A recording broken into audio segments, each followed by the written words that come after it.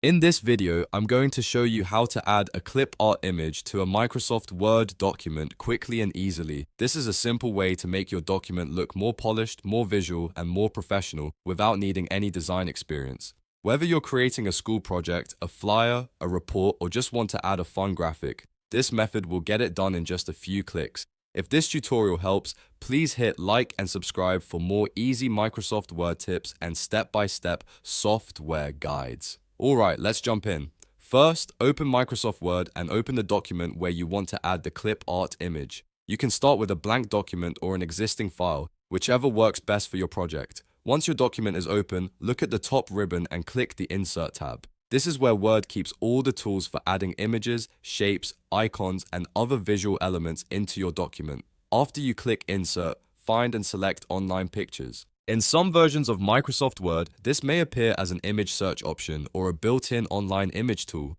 This feature lets you search for graphics directly inside Word, which makes it really convenient if you want to add clip art without downloading anything separately from the web. Now you'll see a search box. Type in clip art, or if you want something more specific, try a related keyword like flowers, arrows, school, business, or celebration. The more specific your search term is, the easier it will be to find the kind of image you actually want. Word will then show you a set of online image results that you can browse through. Take a moment to scroll through the results and look for the image that fits your document best. When you find the clip art you want, click on it to select it. You can usually click one image or choose multiple images depending on the version of Word and the settings available.